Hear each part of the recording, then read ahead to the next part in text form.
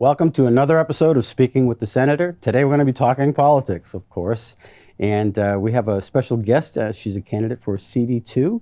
And she's very, very energetic. And she has a great story to tell. And I want to welcome Lilly Tang to the show. Well, thank you for having me. Absolutely. It's my pleasure to be here. You're going to be a professional at doing this here. You know, you're on a whole host of shows, and so I congratulate you for coming on and for running, and for I know when I say you have a passion, and coming from where you came from, which was communist China, Yes. To America. If I could read what it says here. It says that you love this country, and I fear the country that I love is becoming the country that I left. And there are lots of things that are going on these days, which is causing you great concern. Mm-hmm. That's one of the reasons why you're running. Correct. And Yes. you see some parallels as to where you fled, but you came from, and you enjoy the freedoms and the Constitution and the liberties that we have here, but they're slowly, progressively eroding. Mm-hmm. And that's one of the reasons why I think that you started running. I've heard your speeches in the past. And so welcome to the show. So how's the campaign going? It's going very well. I'm one of the 3 candidates in the primary, which is happening on September 13th. And but I'm a very unique, non-traditional candidate here, born, raised in communist China, and came here with nothing, and started with debt, could not even speak English, but I was determined to achieve my American dream. Look at today, I'm living American dream. Right. Which country can I go to, could not even speak English and start with nothing, and can run for Congress. I'm the first one, actually. I'm the only one in the whole country right now running for U.S. Congress, but born in communist China and grew up there. Yeah. Which is a great accomplishment. And how is that resonating with the people that you're running into? What are you hearing on the campaign trail? Well, that number one concern people have is inflation, gas prices, and electricity price, and worry about recession, their jobs, their careers, and their family, of course. But when they found out that I survived the communism, come to America, I love this country, I want to make an impact, and people are very welcome. Mm-hmm. They feel like they can relate to me. And because I told them, hey, I come here with nothing. I was born into extreme poverty. My parents were illiterate workers.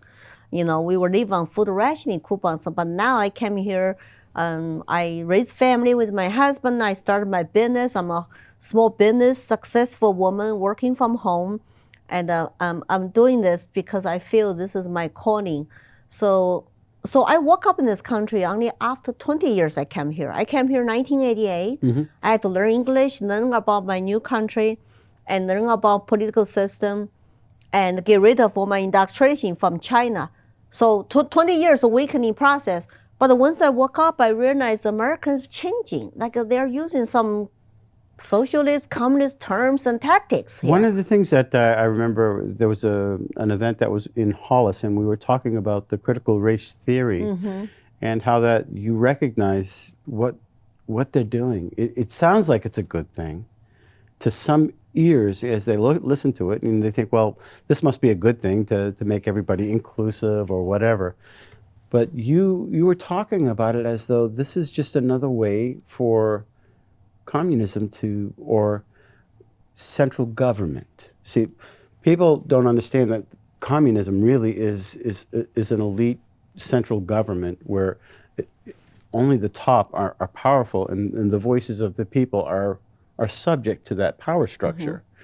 Mm-hmm. And so either a central government or communism, and that's I relate the two to the same. Mm-hmm. And it's as though the elites end up running what the people, you know, and how they're supposed to think and how they're supposed to live, rather than the other way around. This is our country, and we are free people, and we tell our politicians how to live. Well, because of our failure of our educational system, lots of our people who grew up under Obama generation and lots of young people, but they don't understand that. They like to have more socialist policies. They rely on government for the solutions and trust authority. They don't understand the socialism, the communism, like you say, those systems actually offer people, always get people into the door to buy into them by offering free stuff. They're for the workers, they're for the poor. We're going to redistribute the wealth. But by the time those elitists gain absolute power, they enslave everybody. Right. So we all become equally poor. That's what had to happen to Chinese. 40 million peasants who supported the Mao's revolution were starving to death by his central planning policies. And lots of people don't know that. They still don't know that in today's China, because one-party dictatorship controls all the press, all the media. It's all state propaganda every day. And now they're under Xi Jinping, the chairman, it's very patriotic and wants to go take over Taiwan. It's always called liberate Taiwan. That's what I was told. And also demonize America right now. They're demonize America as a country. And even call America a racist country. It's like that sounds like some of our left media in this country. Right. So I call critical race theory kind of remind me what Mao did. See, Mao used oppressor versus oppressed, classic Marxist theory to divide the people. Right. Then he put 5 black classes under oppressor and 5 red classes under oppressed. Then he gave them to fight each other. So if you're born rich in farmers, landlords, families, you're born black class, you go to struggle sessions and you have to be publicly shamed and criticized and apologize and because something you were born with, you have no control. I saw all that 10 years chaos and division. 20 million people died during the 10 years cultural revolution. I don't like this kind of identity politics. I call that it's a hallmark of the Maoism.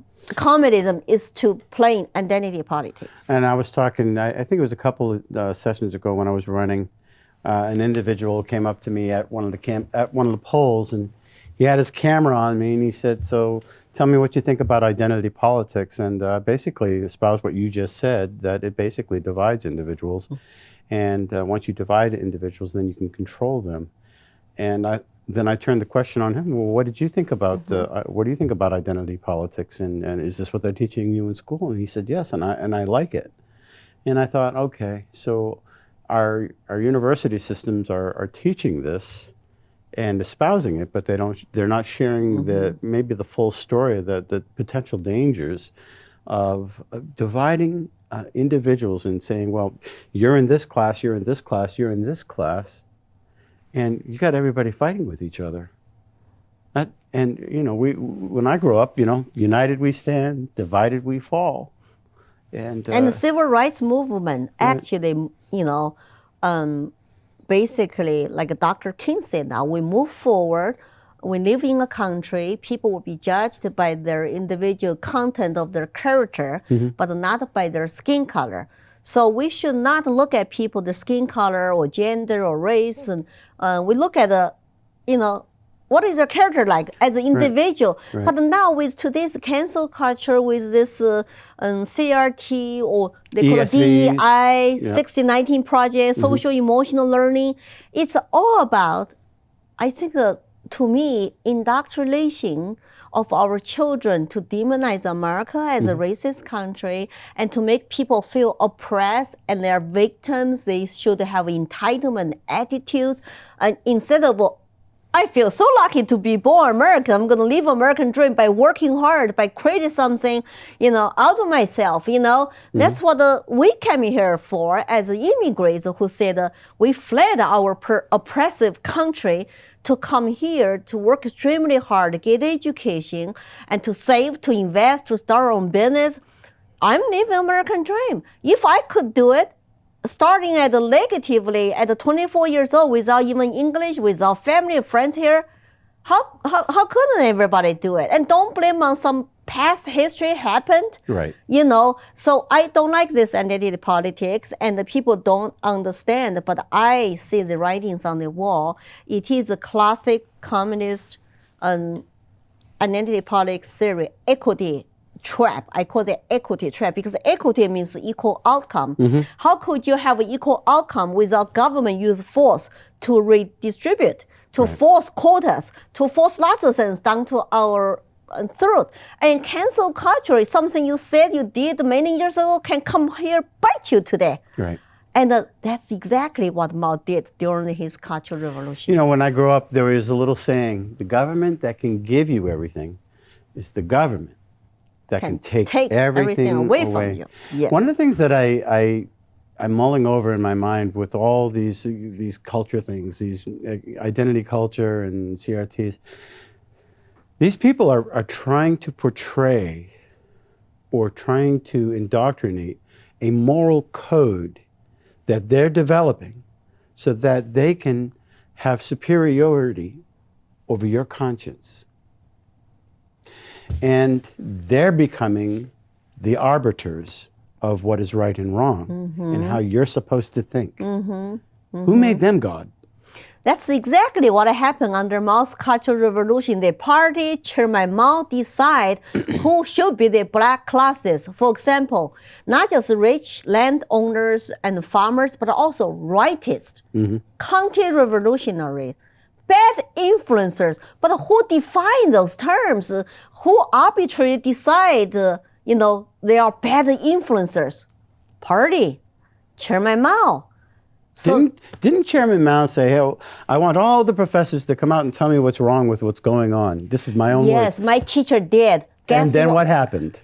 They went to blacklist, go send to the labor camps. Yep. That's why I wanted to study law in China. I went to one of the top universities after studying very hard to search for truth, trying to establish the rule of law in China. Because my favorite teacher was thrown under the bus, going to labor camps after he was naive enough to believe the Mao and party to say, I want to give some feedback for improvement. And they believed that, made 100 flowers bloom, remember? Then get them on the blacklist. Yeah. How naive were they, right? That's why today's Chinese don't trust government. You cannot say anything. You get locked up. When I was growing up, we had to whisper, because you don't want people report you to the authorities. So now you're running for Congress. What are you going to bring to the table? I tell people I'm the only one who grew up, born, raised in China, survived communism and socialism. I would be the best person to call out the socialist policies trying to be pushed by the progressives in the Congress. There are 100 members of the Progressive Caucus, like Bernie Sanders, AOC. They all want the United States to adopt more socialist policies. I will debate them. I will be very happy to debate them and to share my personal stories. That's bad for our people, bad for our country. I don't want our country go down that path. Everywhere they tried, those systems fail miserably. One of the things that I thought was really disturbing when you went up into Concord during that presidential elections and you saw SAU supports Bernie Sanders. Yeah. Socialist policies? The school union was adopting socialist policies. Well, Bernie Sanders never worked a day in his life. Not one day. He's been living off of the public dole, if you will, as a senator, and never worked a day in his life. And now he's going to tell us how to run our country.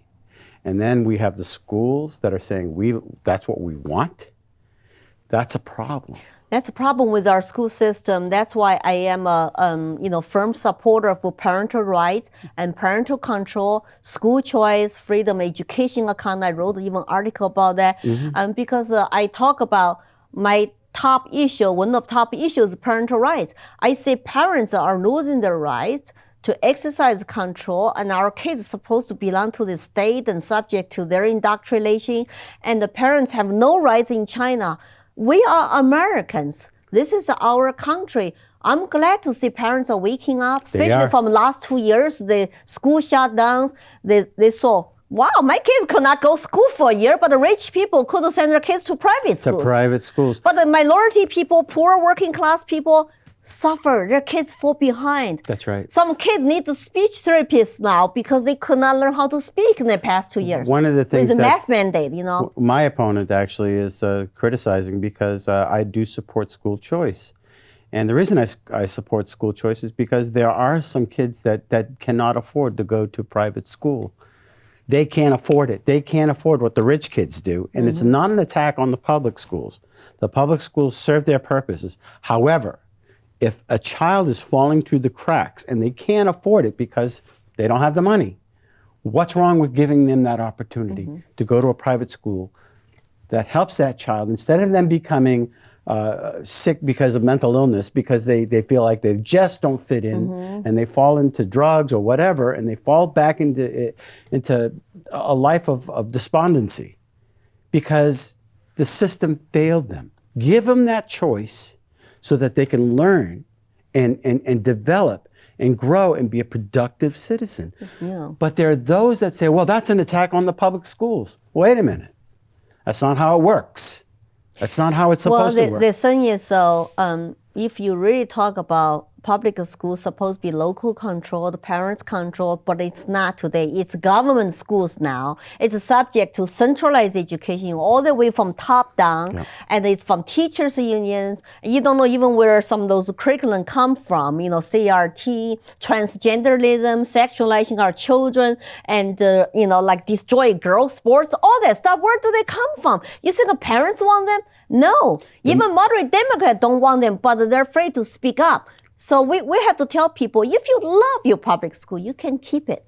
But the people who cannot be forced into buying this, they need to have a choice. That's what America is about. It's freedom to choose. So they cannot, we should fund the students, not the public school just as an entity anyway. That's what education is about. It's about our children. Right. Yes. The first and primary focus is the children. Yes. And they're to learn constitutionally. It's for them to learn and to have piety. Did you know that that's in our Constitution? The New Hampshire Constitution. And it's supposed to teach piety. Do you know what piety is? Explain to me. Well, piety has to do with morals. So and faith. civics, morals, education. It's in our Constitution. Yeah. I wonder if they're teaching piety. Rather, they're teaching more pronouns rather than math. Yeah, and they're also teaching that all the racism, everything's about race now. Everything, so let's... And how about the white kids who are born white? And they're supposed to feel bad about their association with their families and they're born white. And we have 90% population in New Hampshire are white people. Is that crazy to demonize that many people? It will upset some people, no doubt. And I think that it just divides us. And it just, if you have a wound and it's just about healed and you rip that wound open again, it starts all over again. And it makes the scar even worse. And instead of letting things heal and letting people back to loving each other, right. You're setting people apart. So you're running for Congress. You believe in parental rights. You believe in school choice. You believe in an open dialogue with everyone. Freedom of speech. Freedom of speech. I know that it's on one of your top issue too. Yeah, because I see cancel culture is destroying our civil society, where people just afraid of speak up the truth. You cannot speak freely. You cannot think freely. And you cannot get to the truth. And that's why we have this brain on our head, on our shoulder. We're supposed to, I listen to you, I listen to him, so I can judge myself what is the truth. I go do my own research. Don't even take what I said as the truth. Please do your own research. Then make a well-informed decision. I do believe New Hampshire people are independent-minded. We have the motto, live free or die. And I believe people are asking questions now. I just hope that don't wait too late, because if we lose our country as a free country and taken over by socialists and communists, like whatever globalists you call them, we're going to lose more of our natural rights, our freedom, our private property. you see this the push for globalism, right? Yeah. And you have world masters who want to tell us how to live, what car should drive, and pretty soon how much food you should eat because we might have food shortage. Right. It's not the same America I came here for. So right. I'm not going to let that happen. I think I'm in the way of those people. I will fight until my last breath. And we appreciate that. And how do people get in touch with your campaign? So I have a website, Lilly for LillyTangWilliams.com, my issues, my stories, my interviews. You can see I have been consistent for past 5 years to educate people about the evils of communism, socialism, so people can check me out to say, oh, she's for real. And then I have a social media from Twitter to Facebook page, Lilly for Congress, Instagram, and the YouTube channel in English and the Mandarin Chinese both. And that's my beautiful family. They're very beautiful family. Of course, I'm not really objective here, right? Yeah. And they're born Americans, very happy, very lucky. I feel very blessed in this country because I met my husband the first night when I came to this country. Mm-hmm. We dated 18 months and got married, and now, so 32 years later, and he's my biggest supporter. He's out there in the hall waiting for us to get over. And to drive with me to another meeting after this. So I really appreciate you check me out and contact me if you have any questions. I'm not that partisan. I'm all about save our country and serve the people. I tell people, if you don't agree with me on all the policy, that's okay. We can have conversations. I will listen to you. But let's just not demonize each other.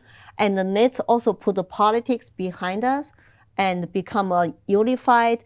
If we unify the country, united as people, there's nothing we cannot solve. I do believe that. But we need to put a very, very partisan politics behind us. I tell people to trust me because liberty is my North Star. I will not sell out. And my slogan is Lilly for liberty, not for sale. I serve the people, not special interests, not the swamp. I have the largest, probably strongest resistance, in the swamp because liberty is my North Star. And so check me out. And my another slogan is keep American dream alive. I think all the people who come here as the legal immigrants who live their American dream can identify with me. And also I can win over independence. It's about our country, our people, our children. And we all want peace. We all want to be loved and live in freedom and prosperity. But this high inflation, gas prices, and open border chaos, and our fentanyl overdose in our state, they are really hurting us. And the Democrats Party, even though they claim they're supposed to represent the middle class and poor, they're not. They're a party of elitists now. Has Mr. Pappas and Custer. Are you running against Ann Custer? Yes. But have either Representative Pappas or Custer talked anything about the border? I want them to. They should put pressure on Biden now to say our people are hurting. I haven't heard them say a word. Yeah, and the policy of not to enforce the laws on the books, and not to adequately fund ICE, and call even ICE people like racist. It's just our left media do not help. Okay. The ICE people are the ones who are protecting our citizens from sex trafficking. Yes. And that's what's happening over the border. Human trafficking. And human trafficking. Yes, and you saw those 43 people died in Texas in a van. What a wrong message to send to people all over the world. What have they said? Come here illegally. Have they said anything about this, either one of those candidates, Custer or Pappas? No. Yeah, they also don't go to borders. Yeah. They don't go border checked out. And the thing is, we are paying for it. And Biden were flying them in and bus them into different places. And they don't understand the taxpayers are funding all those bills. And when Trump wanted $5 billion to finish the war, they did not give to him. But we got $60 billion to go to Ukraine to protect Ukraine's border. Does that make sense? And this is our country. We need to, really pressure our politicians to hold them accountable, hold their feet to fire. And this year is a good time to change the leadership in Washington and to send a different message. You send somebody like me who is not going to be funded and supported by lobbyists, special interests, but will serve the people and address the issues they're concerned with. Right. Yeah, I think I'm not, of course, people think I'm not a very traditional Republican because I'm a woman, I'm minority, I'm people of color. That's okay. We have diversity too. We are a big umbrella, and that's a misnomer. And not the minority is a living Democrat Party because they have abandoned them. Yeah. And their policies are hurting their American dreams, are killing their children's American dreams. So I think that they're waking up and more are joining the Republican Party now. Well, I really appreciate you coming on the show, and I appreciate your passion, and I wish you very well. And if you want to support Lilly in her campaign, I believe there's a website that she shared. And if you share her passion, I told you she would be, join her campaign and help her get the message across. And those that, if you have questions, give her a call. I know that she'll answer them. So until next week, thank you for watching Speaking with the Senator. And Lilly, I really appreciate you coming on the show. Well, thank you for having me. I always like to have a conversation like this. It's great. I'm having fun. I'm a happy warrior. So anybody out there want to go to your town halls and meet with you, go to your libraries, please contact me through my website or social media.